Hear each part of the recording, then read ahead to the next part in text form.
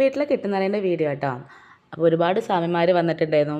എനിക്കൊക്കെ ഫസ്റ്റായിട്ടൊരു അനുഭവം കേട്ടോ. പിന്നെ നമ്മൾ പുതിയ വീട്ടിലായിട്ട് ഉള്ള ഫസ്റ്റത്തെ കെട്ടുന്നവരെയാണ്. ഏട്ടനും മക്കളൊക്കെ ആദ്യമായിട്ട് മലയ്ക്ക് പോവുകയാണ്. അപ്പോൾ കിച്ചുവിൻ്റെ കെട്ടാട്ടോ ഞാൻ ഈ കാണിച്ചു തരുന്നത്. സ്വാമിമാരെ ശരണം വിളിച്ച് അകത്തേക്ക് ഇങ്ങോട്ട് കയറിയപ്പോൾ ഉള്ളൊരു മനസ്സിലേക്ക് ഒരു സങ്കടം ഇങ്ങനെ വന്നതാട്ടോ. പിന്നെ കിച്ചുവിനെ നീട്ടിലെ ശരണം വിളിയൊക്കെ ഇങ്ങോട്ട് കേട്ടപ്പോൾ നെയ്ത്തേങ്ങ നിറയ്ക്കുമ്പോൾ നീട്ടിലൊരു ശരണം വിളിയാണല്ലോ. അതങ്ങോട്ട് കേട്ടപ്പോൾ ഭയങ്കര ഒരു സങ്കടമാണോ സന്തോഷമാണോ എന്തോ ഒരു പറയാൻ അറിയാത്തൊരവസ്ഥ കേട്ടോ.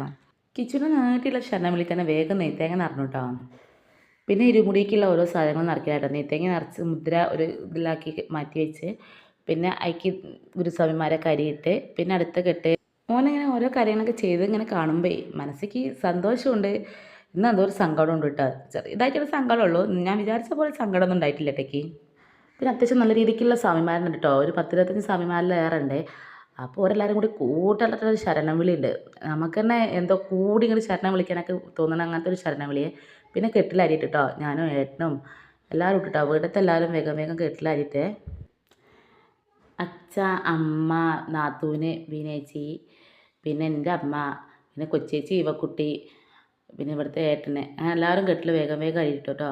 എല്ലാവരും കെട്ടിലായിട്ടതിന് ശേഷം പിന്നെ അമ്മ കെട്ടിലായിരുന്നു കേട്ടോ. അപ്പോൾ ഞാൻ പിന്നെ ലാസ്റ്റത്തെ അരി ഇടൽ ഞാനേനെ നല്ലോണം പ്രാർത്ഥിച്ചൊക്കെ അരിയിട്ടു.